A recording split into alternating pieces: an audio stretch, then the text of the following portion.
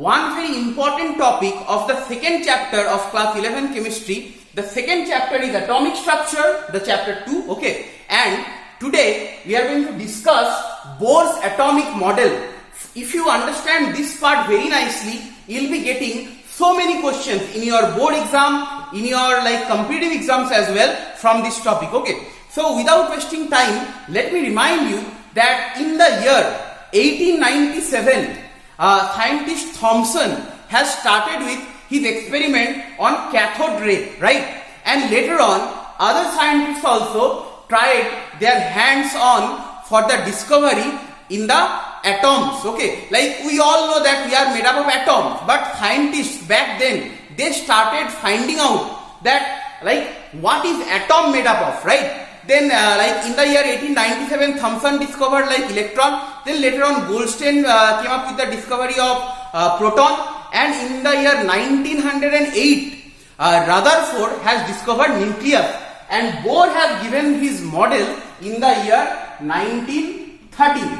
Okay, but after that, let's understand what Niels Bohr has tried to convey. Okay, in the first point, what Bohr has said that what Rutherford has said that only atoms contain nucleus in center. This part is same as what Rutherford said. Then in the number 2, okay, let me remind you why Rutherford's model was failed because of two major reasons. One was from the Maxwell's experiment, it was said that when any electron loses energy or any object, any body which is moving in a circular orbit, when it loses energy, it comes and fall in the center. That was one drawback. So he could not explain. Rutherford could not explain the stability of an atom, and he could not give the idea of spectrum, okay, the line spectrum or the discrete spectrum, he could not give the idea. Alright, so the first problem Bohr has rectified. What Bohr has said in the second postulate, we are writing the Bohr's postulates, okay. So in the second point, what Bohr has said, electrons revolve around the nucleus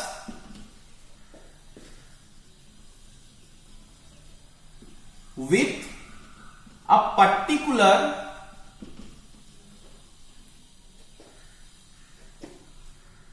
velocity and fixed energy. Alright, now in the third point, it is very important, okay, here Bohr has mentioned, in the second point you can see, Bohr has mentioned that the energy of the orbits are fixed, okay, and the velocity is also fixed. Maxwell said any accelerated particle will fall down, but Bohr has said what? The velocity and the energy of the orbit is fixed, specific. Alright, now in the third point, Bohr has said that electrons revolve in those orbits only, in those orbits whose angular momentum is an integral multiple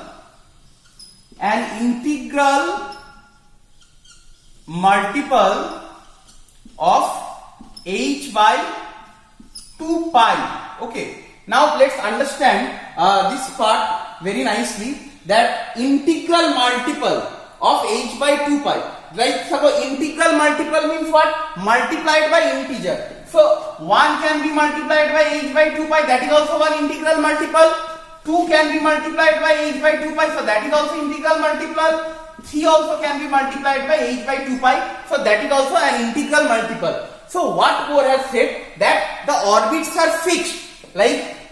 If you understand, this was the nucleus, positively charged nucleus, and Bohr has said electrons will revolve in some fixed orbits. Okay, the whose orbits the angular momentum will be integral multiple.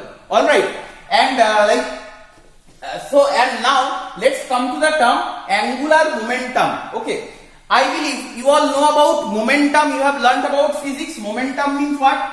M, mass multiplies velocity. Angular momentum is denoted by L, and it is a vector quantity, and it is the cross product of like the radius. Okay, suppose this is the radius, then this is the radius r, and the linear momentum, that is we denote by P. Okay, so what we can write is r cross mv, right? V is a velocity, is a vector quantity, or else what we can write is like mvr sin theta. Right, now if you check the angle between r and v, r is in this direction and v is along the tangent. So what is the angle between them? 90 degree. So mvr sin 90 degree, the value of sin 90 degree is 1. So mvr. So I hope you understood like what is angular momentum. So what Bohr has said, from this point integral angular momentum is what? Of an like orbit mvr equals to nh by 2 pi. Now n is what? Integer, right? So n values can be 1, 2, 3 in this way. Here it cannot happen like say if you write 3 by 2 multiply h by 2 pi, because it is not an integer. So I hope you understood the third postulate of Bohr: electrons revolve in those orbits whose angular momentum is an integral multiple of h by 2 pi. Like you know, this also can be an orbit, this also can be an orbit, okay, this also can be an orbit. This is what Bohr has said. But Rutherford said what? Orbits can be anywhere. This also can be an orbit, this also can be an orbit, this also can be an orbit, okay. But Bohr has specified that electrons will not be available in any of the orbits. Electrons will be available on those particular orbits where the angular momentum is the integral multiple of h by 2 pi. I believe like you all do not know what is h. H is Planck's constant, okay. Like h is known as Planck's constant.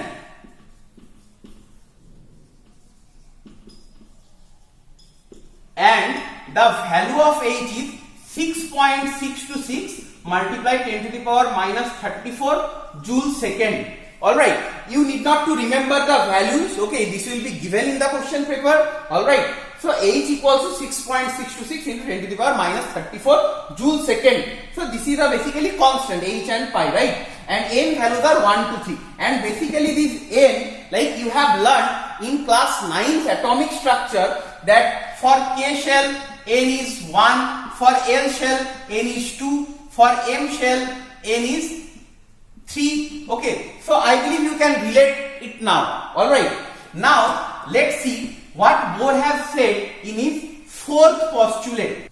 In the fourth point, Bohr has said while revolving the electrostatic force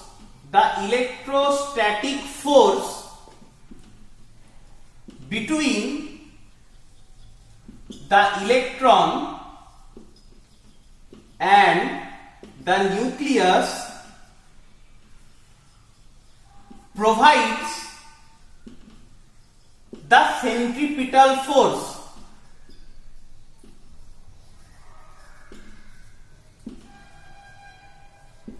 I believe you all know about centripetal force. Suppose like in this orbit the electron is revolving.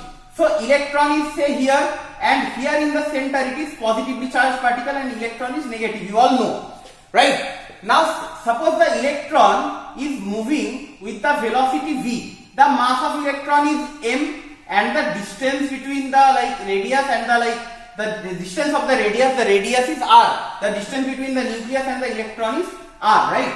So centripetal force, the expression for centripetal force is mv square by r, right? And now let's understand what is this electrostatic force. Electrostatic force is when any positively charged particle and any negatively charged particles are close, are nearby. some attraction force work, you know. This attraction force is known as electrostatic force, and the expression of electrostatic force is given by 1 by 4 pi epsilon naught q1 q2 by r square. Alright, so like q1 q2 is what? Like electrostatic force is applicable between two charged particles. So q1 q2 is the charge of like those two particles. And what is this epsilon naught? Epsilon naught is the permittivity of free space. When in class 12 you will be learning electrostatics and atomic structure. In class 12 physics also you have this chapter. Then you will be learning more about this permittivity of like free space. Okay, so it's a constant. It's basically a constant, right? Like h, Planck's constant, like pi, it is also a constant. So now for electron, let's understand what is the value of q1 and q2. 1 by 4 pi epsilon naught is as it is, and q1 q2, what are the two charged particles here? One is the nucleus and another one is electron. Now the charge of electron is E, right? And what is the charge of nucleus? Like total number of protons charge. So if Z is the atomic number, so Z multiply E, because like the charge of proton and electron is same, 1.6 into 10 to the power minus 19 coulomb, right? So if E is q1, then q2 will be Ze, right? And the distance between them is r square. So what we can write is the electrostatic force 1 by 4 pi epsilon naught Z square by r square, right? So what Bohr is saying, that the electrostatic force, this attraction force, provides the necessary centripetal force. Now please understand, if this electron is moving and if there is no force acting towards the center, then the electron will not be staying, right? It will go out from the atom. Similar like centripetal force example is gravitational force. Like Earth is revolving around the sun, but Earth is not going beyond the solar system. It is bound with the sun. Why? Because of the gravitational force, it is connected towards the sun, it is attracted. So similar story. Okay, I hope you understand here. So what from here, what equation we can write is like, we have seen the centripetal force expression is mv square by r, and the like electrostatic force is 1 by 4 pi epsilon naught Z square by r square. So till now we have derived this one equation and this two equation. Understood these 4 points? Okay. So nucleus in center, revolve with fixed like particular velocity, and fixed energy, not all the orbits. Okay, that is where it was different from Rutherford's model. Now, like the third point was what? Like electrons do not revolve in any orbital, right? Any orbit. In those orbits only electrons are found whose angular momentum is an integral multiple of h by 2 pi. In the fourth point, what Bohr has said, that while revolving, the electrostatic force provides the necessary centripetal force. Alright. Now, in fifth point, Bohr has said, like while revolving in a particular orbit, electrons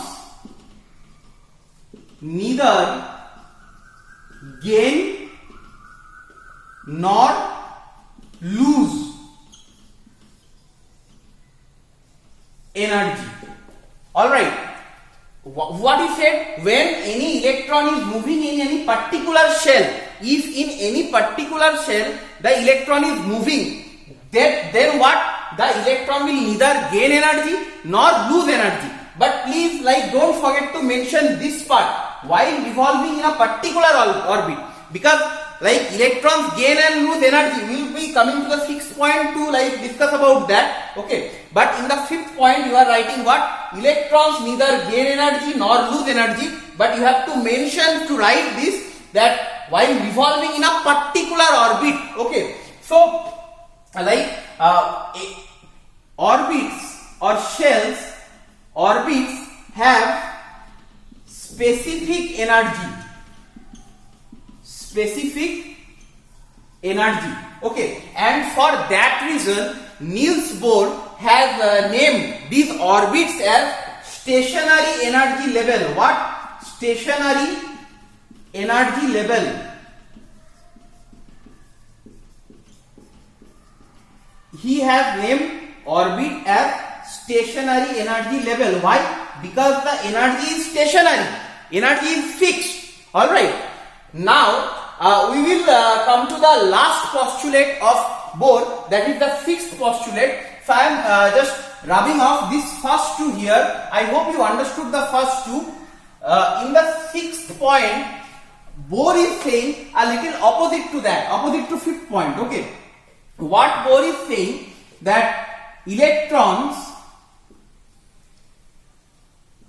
can gain or lose energy.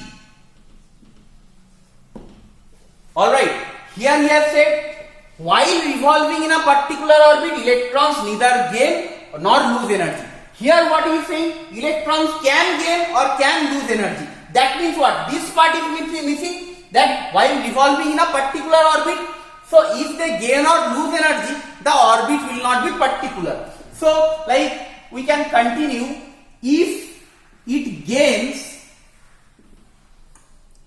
it will jump to higher energy level,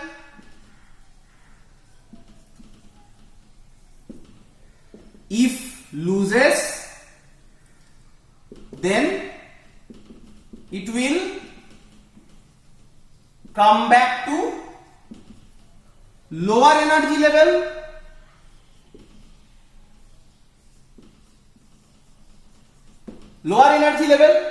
and the amount of energy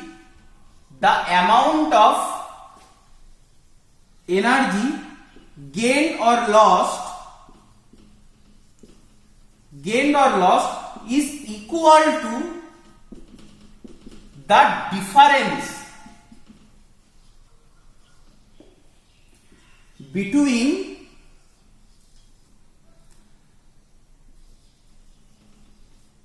energies of two orbits. Now what does that mean?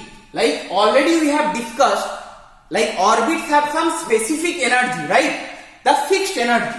So what he is saying, like suppose this is one orbit, this is also another orbit, this is also another orbit. So the energy of first orbit, second orbit, third orbit is fixed. In the later part of this video, you will get to know that we will like calculate the energies also of different cells. Okay. So we will then we will get to see that these like cells or orbits, they have some specific energy. So if you deduct their energies, then only that much amount energy will be gained or lost. Suppose one electron is revolving here, right? So if it loses some energy, okay, then it will come to what? Lower energy level. Say it will come to this part here. Okay. Suppose one electron is revolving here and it gains some energy. So it will jump to the higher energy level. So suppose the energy, like difference between energies of these two shells are like something fixed. Okay. Suppose the difference between the first cell and the second cell is something specific, as their energies are specific, so the difference will also be specific. Understood? So whatever is the difference between the energies, that much of energy will be gained or lost. Okay, it is not like that it can gain any amount of energy or it can lose any amount of energy. Okay, so whatever amount, like see here I have written electrons can gain or lose energy. If it gains, it will jump to the higher energy level. That is what I have said. Suppose the electron is here. If it gains electrons, so it will come either here or here or here. Okay. Suppose the electron is here. If it loses, then it will come to the lower energy level. So that is what I meant by here. Then what I am saying, the amount of energy gained or lost is equal to the difference between energies of two orbits. I hope you understood. You are understanding that what I am trying to convey by this, suppose this is my third orbit and this is my one orbit. If the electron gains or loses energy, it will be same as the difference between these two energy levels. Suppose the energy in the third orbit is E3 and the energy in the first orbit is E1. So the amount of energy gained, suppose this electron is moving from this to here, the third cell. So it has to gain some energy, then only it will go to jump to the first cell to third cell, right? So the amount of energy will be gained by the difference E3 minus E1. Understood? If it comes to the second cell, then the amount of energy gained will be E2 minus E1. Suppose the electron is coming from this fourth cell to third cell. Okay, then amount of energy has to be lost, right? So the what will be the magnitude of that energy? E4 minus E3. So these are the energies any electron can gain or lose.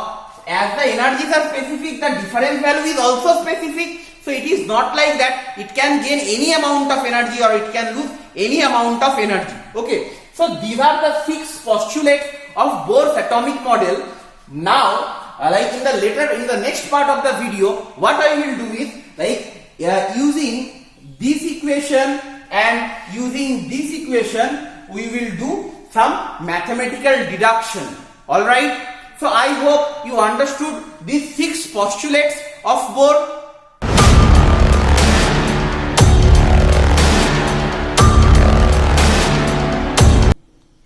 Well, in the first part of the video, you have learned about the 6 postulates of Bohr's model, right?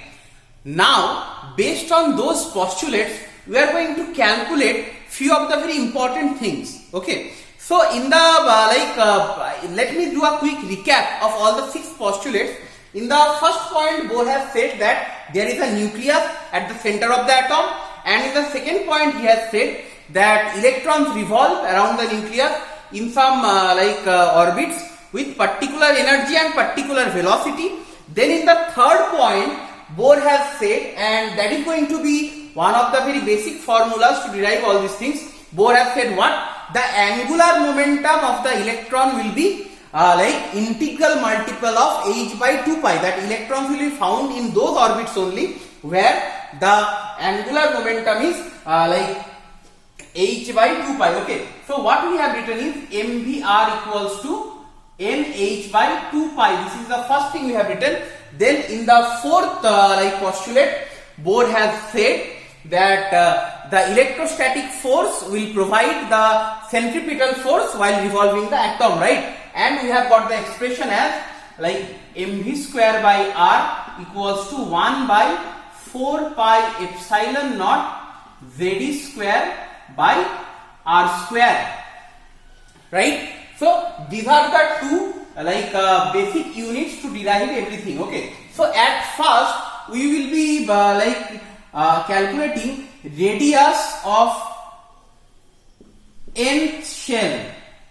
At first I will be calculating radius of nth cell. Okay. Now see, if you look at these two equations, you have mvr here and mv square by r here. Okay. So basically your m, mass of an electron, that is a constant. Your h is Planck's constant, already I have said. Okay. Then z is the atomic number. All right. Z is also known to you. If it is for hydrogen, then z equals to 1. If it is of helium, then z equals to 2 atomic number. Then pi you know, and epsilon naught is also a constant, and charge of electron is also known to you, right? E, the value of E is also known to you, and M will also be given, right? So these are the things you know. Somehow in the question you will be getting this value. So what are the two things you will not be getting is V and R, right? So here we have two equations and we have two unknown basically, right? These all things are known, okay, and these two are unknown. So we can easily solve two unknown variables from the given two equations. All right. So I am just doing the basic part from here. if you just see here, like here what we can write is mv square by r. From the second like formula I am starting, 1 by 4 pi epsilon naught z square by r square, right? So 1 r, these r got cancelled. So what I can write from here, r I am taking that side. So 1 by 4 pi epsilon naught z square by mv square. Alright. Now V is the unknown, right? So from the first formula, what we can write for V is V equal to, we can write nh by 2 pi mr, and so V square equal to, it will be n square by h square 4 pi square m square r square, right? So if I put the value now of V square, so what we can write is r equals to 1 by 4 pi epsilon naught z square. The denominator I am like the down part I am putting up. So 4 pi square m square r square by mv square was already here, so I am writing m was here, and in place of v square we are writing that. So n square h square. Now here r square. So from here what we can write is like this r and r square, so 1 r will be there. So r equals to, I am writing 4 got cancelled, pi and this got cancelled, right? M square got cancelled, and anything else is going no. Okay, so what we can write is like r equal to h square epsilon naught is already here, so h square epsilon naught divided by 1 m is here, m, 1 pi is here, and you can see that e square is also here, e square, and here it will be n square by z, right? So this is the expression for radius. Alright, now if you look at this part, alright, h is a constant, permittivity of a free space is also a constant, mass of electron is also a constant, 9.31 10 to the power minus 31, pi is also constant, and the charge of electron is also constant. So here this part is constant, right? So if you put the data in your calculator, you will be getting the value as 0.529. Okay, so 0.529 n square by z angstrom. All right.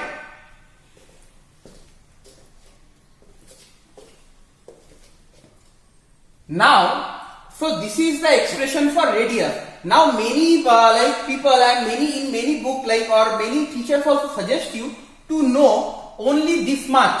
Okay, only say this much of the formula. But my suggestion is, if you do not want to do the derivation, you need not to be worried. But the derivation is easy. You must be able to like do it. If you practice it once, it will be done. So my suggestion is you remember till here, because so what I can write is r equals to h square epsilon naught m pi e square n square by z. Okay, this expression also you must remember. Why? Because once in joint entrance examination, instead of electron they gave electron like species, okay, whose charge is 3 times of the electron. Okay, so instead of E it will be 3 square, so 9 square. So these all part you have to know. So don't miss out on this part. Don't study so much of like in shortcut. Okay, so 2 things you have to remember, this and this one, 0.529 n square by z angstrom. Okay, so this is the expression we have got for radius. All right, now we have to calculate, like here we have calculated the radius of n cell, right? Now we have to calculate the velocity. Okay, velocity of electron. Okay, So before we calculate the velocity, like let me show you few more thing on radius. Like this part, what we have written, 0.529 n square by z angstrom. Okay. So like for the first cell of hydrogen, let's see, for first cell of hydrogen, what is the radius of first cell of hydrogen? Like for hydrogen, z equals to 1, and first cell it is said, so n equals to also 1. So the radius for first cell of hydrogen will be 0.529 angstrom, right? Because your n and z both are same. Similarly, for the second cell also, you can calculate it. It will be second cell and n equal to 2, and you can do the necessary calculation. All right. So in this way, for any atom, the Z is what? Atomic number. If you do not know, please don't forget to write atomic number. For any element, hydrogen, it is the Z is 1, helium 2, lithium 3. Okay. For any atom in any cell, you can calculate using this formula. All right. Now we will discuss about velocity. All right. So for velocity also, see, like we had basic these two equations. Then from these two equations we eliminated v and calculated r. Now we have to found the expression for like v. Okay, and like let's see how we can calculate v from these two given part. All right. So I am writing from the first part. I am writing mvr equals to nh by 2 pi. So from here I can write v equals to like nh by 2 pi mr. Now r is radius and I will put the value of r from here. Okay. So I am writing pi m e square z, pi m square z. The down part went up for r. Okay, and n and h was already there, so this will be at the top, and at the down 2 pi m is already there. Now here it will come h square epsilon naught and n square, right? I believe you understood. I was replacing this r by this. All right. So whatever is there in the down part of r, that I put down, but nh was beforehand there, so pi m square z I have written there, and 2 pi m was here. So the up part I have written h square epsilon naught and n square. I hope you understood. Now if you just check, what we will find, like pi gets cancelled, m gets cancelled. Okay. N and 1n gets cancelled. Okay. So what is left? H and this square get cancelled. Okay. So what is left? E square by 2h epsilon naught z by n. All right. So E square by 2h epsilon naught z by n. Now if you see, like E is the charge of electron, that is a constant. H is Planck's constant. Epsilon naught is permittivity of free space, that is also a constant. So if you put the values of this constant, you will be getting the value 2.18 multiplied 10 to the power 6 z by n meter per second. So this is the value. So similarly, like what I will be suggesting is, for velocity also you have to remember not only the short form but also this one. Okay, so I am writing E square by 2h epsilon naught z by n, and if I want to write the constant, 2.18 multiplied 10 to the power 6 z by n meter per second. All right. Basically, application of this part, it will not come in your board exam. The chances are very less. But for competitive exams like entrance exams and all, for that you must remember that. So I hope you understood also how to calculate velocity of an electron. Now we have to calculate the energy. Okay, potential energy and kinetic energy. All right. First we will write about kinetic energy. kinetic energy you have to calculate. But before I start with the kinetic energy, let's come back to velocity once and let's see. See, like this 2.18 into 10 to the power 6, that is the constant. So what is variable z and n? So like let's understand what will be the velocity of electron in the first cell of hydrogen. For first cell of hydrogen, I have already told you z is also 1, n is also 1. Okay. So the velocity for the first cell of hydrogen atom, for first cell of hydrogen, for first cell of hydrogen, z is also, hydrogen z is always 1 and first cell, so n is also 1. So velocity will be 2.18 multiplied 10 to the power 6 meter per second. So can you imagine that 2.18 multiplied 10 to the power 6?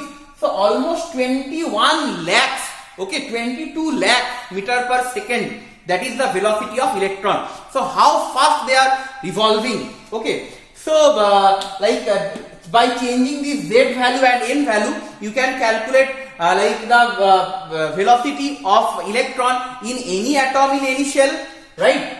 Now we will discuss about kinetic energy. Kinetic energy, I believe you already know the expression for kinetic energy. Kinetic energy is nothing but half mv square, right? So very easy, half m as it is and v square value we will put here. Alright, so what is the value of v? E square 2h epsilon naught z by n, its square. Okay, so like if I write in this way, then at the top m e to the power 4 z square, here 2 to the 4 and 2, so 8 h square epsilon naught square and n square, right? So if I now segregate the constant, so see, like m is a constant, right? E also a constant, 8h square epsilon naught square is also a constant, so z square by n square, right? So this is the expression for kinetic energy. So if you put the value of all these constants, you will get 13.6 multiply z square by n square electron volt, right? Electron volt is the like unit where we by what we express the energies of electron, like subatomic particles. For your information, 1 electron volt equal to 1.6 multiplied 10 to the power minus 19 joule. Okay, you may remember that, but it will also be given in the question paper. So like let's write the expression for kinetic energy. What I will write is like me to the power 4 divided by 8h square epsilon naught square z square by n square, and if we want to write with the like constant value, so we will write 13.6 z square by n square electron volt. Okay, wherever you are putting the number, see, always I am mentioning the unit, right? So please be very like careful about the units here, because often I have seen you know the expression, but you make a little mistake in the unit and your whole sum, whole calculation, the entire numerical goes wrong and you lose mark. So please like with the number, have a note with the like units also, like for kinetic energy electron volt, for velocity meter per second, for radius angstrom. Alright. So after we have learnt about kinetic energy, we have to learn about what? Potential energy of electrons. Well, when you learnt about like potential energy, you have learnt mgh, right? mgh, but it is not always that you will be getting potential energy because of the, some particle's physical state. Like you know, if you take something at a height, that particle, suppose I have kept the pen at a height, okay, so this pen has got some potential energy mgh, okay. If you compress a spring, there also some potential energy is stored. But for electrically charged particles like electron, nucleus, okay, they also possess potential energy, and this potential energy is known as electrostatic potential energy. Okay, so let me tell you the expression for potential energy for electrostatic, okay, or the electrically charged particles. The expression is 1 by 4 pi epsilon naught Q1 Q2 by R. Alright, this is the expression for potential energy of electrically charged particle, where Q1 Q2 is what you know, like they are the charge of the like two particles where the potential energy is created. And please remember, like the charge of electricity can be positive or negative. So here the sign will play a vital role. I repeat, this Q1 Q2 has to be put with the specific sign. Alright, so let's see how we can derive the potential energy of electrons. So 1 by 4 pi epsilon naught, we are keeping it as it is. Now Q1, one particle is what? The nucleus, and the other particle is what? Electron. So the charge of nucleus I have already explained, Ze, and the charge of electron is E, right? But see, this is plus Ze, this is minus Ze. So Q1 value is like plus Ze, we have to like mention the sign, and here minus electron, right? And divided by R. So I am putting a minus at the front because plus multiply minus will give minus. So minus 1 by 4 pi epsilon naught Z square by R, right? Now what I will do is I will replace the value of R by the like expression like from the expression of radius. So let's see what I can write. Minus I am giving, and I am drawing a long line. So at the top Z square is already there, okay, and along with that these values will come after like at the top. So pi m e square and z, right, and 4 pi epsilon naught is already there. Whatever is at the top, that will come down. So h square epsilon naught m square, right? So this is basically the like expression for potential energy. Now let's see, like let's simplify this thing, okay, because this is looking a little more difficult, but it is very easy, okay. Don't feel that like as these symbols you all are seeing for the first time, they are difficult. This is just like the like calculation of algebra. See how easily I can do it, okay. See, like pi gets cancelled, right? Then so what I am left with is minus sign I am putting. At the top I have 2z, so z square will be there, and e to the power 4 and 1 m. So I am writing m e to the power 4 divided by 4 epsilon, see 1 epsilon naught, another epsilon naught, so epsilon square. So 4h square epsilon square, 4h square epsilon naught square, and 2z are here, so z square by n square.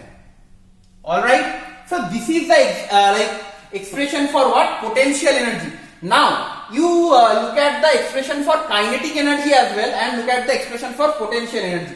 Only two differences. Here it is minus and here it is no sign, that means plus, and here it is 8, here it is 4. So what we can do is, in the next line we can make minus 2 multiply m e to the power 4 8h square epsilon square z square by n square. Now what I have done here, I have multiplied 2 in the top also, at the down also. So 4 multiplied 2 is 8, and here I have got 2. So why I have done that? Because the value of these all constant you already know, 13.6, right? So from here what we can write is minus 2 multiply 13.6 z square by n square electron volt. So your expression for potential energy is also ready. So let me write the expression for potential energy here. Potential energy, I will keep it in that way, this way only. So minus 2 multiply m e to the power 4 by 8h square epsilon square z square by n square. this is the expression for potential energy. Now we have to remember with the number also. So what I can write is minus 2 multiply 13.6 Z square by N square electron volt. So see, your expression for potential energy is also ready. Understood? At the very last, we have to calculate what is total energy. Okay, total energy is what? Total energy is the summation of potential energy and kinetic energy, because there are two types of energy. So I am writing total energy of any electron, right? So I am writing total energy equals to Ke plus Pe, kinetic energy plus potential energy. Now see, what was the kinetic energy? 13 point, or before I put the numbers, we will go by the variables. So your kinetic energy was m e to the power 4 divided by 8 h square epsilon square z square by n square. And what is your expression for potential energy? Plus, but this minus is there, so minus 2 multiply m e to the power 4 by 8 h square epsilon naught square z square by n square, right? I am putting this in bracket. So if you simplify more, this is plus, this is minus 2. So minus this one m e to the power 4 divided by 8 h square epsilon naught square z square by n square. Okay, so now you know the value of this thing. So minus 13.6 z square by n square. Electron volt, we have to always mention the unit whenever we are replacing the constant by the number, right? So this is the expression for total energy. All right, so I will be writing at the side the expression for total energy also, so that you can nicely make notes from these all mathematical derivation. So total energy I can write is minus m. I am writing a little down, or else the space is not very suitable. So total energy, what we can write is minus whatever is there, m e to the power 4 divided by 8 h square epsilon naught square z square by n square, or we can write what? Minus 13.6 z square by n square electron volt. So see, total energy and kinetic energy, the magnitude is same, only the sign is different, right? So now let's calculate the total energy of different cells for hydrogen. All right, so I am writing here for hydrogen. For first cell, let's see what happens for first cell. For first cell, what, for hydrogen, Z equals to 1, already I have said. For first cell means N equals to also 1. So total energy will be minus 13.6 multiply Z square by N square, both are 1 1, so 1 square by 1 square is 1, so minus 13.6 electron volt. Okay, so now for the second cell, the expression of total energy will be minus 13.6. Your z square by n square, z is 1 square and n is 2, so 2 square electron volt. So if you just divide 13.6 by 4, you will be getting 3.85 electron volt. All right, sorry, it will be 3.45, not 3.85, 3.45. You divide 13.6 by 4 by 3.4 only, not 5, minus 3.4 electron volt. For the third cell, you will be writing total energy equals to minus 13.6 into 1 square by 3 square electron volt, or it will come minus 1.51 electron volt. For the fourth cell, let's see what is the total energy of electron in hydrogen atom in the fourth cell. Total energy will be minus 13.6 multiply 1 square by 4 square electron volt. So this will be minus 0.85 electron volt. Okay. So I am writing, please take a note of this electron. In the first cell of hydrogen minus 13.6, in the second cell of hydrogen minus 3.4, in the third cell minus 1.51 electron volt, and in the fourth cell minus 0.85. So these all expressions for total energy. You try to remember as far as possible. If you practice them, it will be remembered. Okay.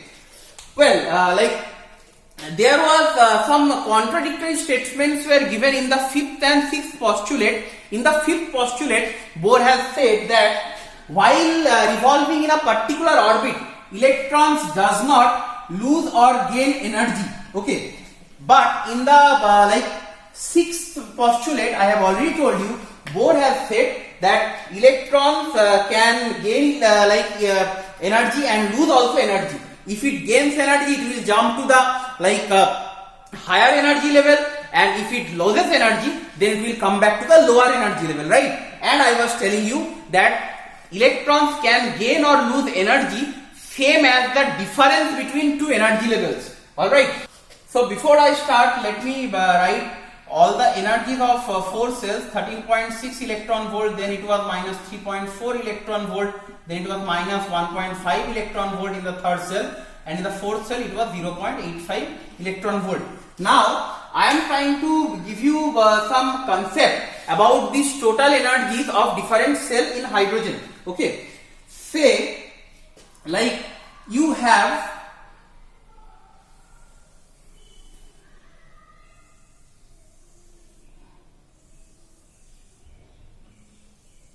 four cells I have drawn, and in the center I have drawn the nucleus. Okay, so the first cell's energy, what we have seen, 13.6. So this first cell has minus 13.6 electron volt. The second cell has how much?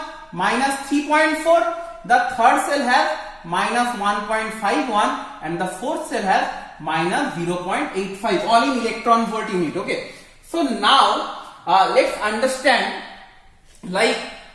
out of these four energies, where the energy is maximum and where the energy is minimum. See, which is the bigger number, 13.6, but the minus sign is there. So this is the lowest, and the more we are going outside, towards outside of the atom, the energy is increasing, right? So what I said, that if electrons gain energy, that means what? They will jump to the higher energy level. Suppose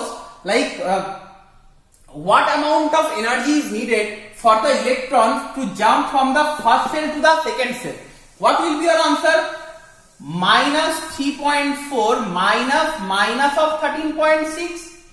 Okay, this much energy if the electron gets, then it will jump from the first cell to the second cell. So if you calculate this, it will come 13.6 minus 3.4, right? Electron volt.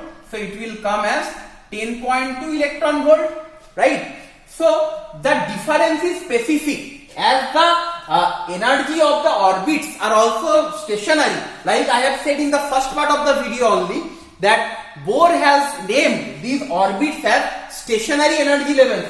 So as orbits have some specific energy, their difference will be also same. So electrons loses or gains only these specific energies. Okay, it cannot gain say 11.2 electron volt. No, it will not happen. Okay, suppose this wants to jump from the first cell to third cell, then how much of amount energy is required? Minus 1.51 minus of minus 13.6 electron volt, right? So basically what? 13.6 minus 1.51 electron volt. So if you calculate this, it will come as 12.09 electron volt. So see, after 10.2, the electron can gain energy of 12.09 electron volt only. In middle, whatever is there between like 12.09 and 10.2, the electron cannot gain. So either it will gain 12.09 or it will get 10.2. Understanding? Suppose the electron is in the second cell and then it is gaining energy. Then how much energy it will take to jump from second cell to third cell? So we have to do what? Minus 1.51 minus of 3.4 electron volt. So 3.4 minus 1.51 electron volt. So 1.89 electron volt. Understood? So whatever will be the difference between the energies of two shell, that much energy electron can gain or lose. And if it gains or loses electron, suppose the electron is revolving in the first cell. If it gains electron, it will not remain here. It will jump to the higher level. Suppose the electron is moving here. If it loses energy, then it will fall down. Okay. Suppose like you want to remove the electron from the atom. In the first cell, the electron is revolving. What is the energy? Minus 13.6. Okay. So you give plus 13.6. If the electron is revolving in the first cell, the energy is minus 13.6. Minus 13.6 I am writing. Okay. If you give plus 13.6, then what will be the total energy? 0. Right? And if the total energy is 0, that means what? Z cannot be 0. See. So that means this expression is becoming 0. But Z, atomic number of protons cannot be 0. So what can happen? N has to be infinity. So like total energy is 0 when N is infinity. Please understand this part also.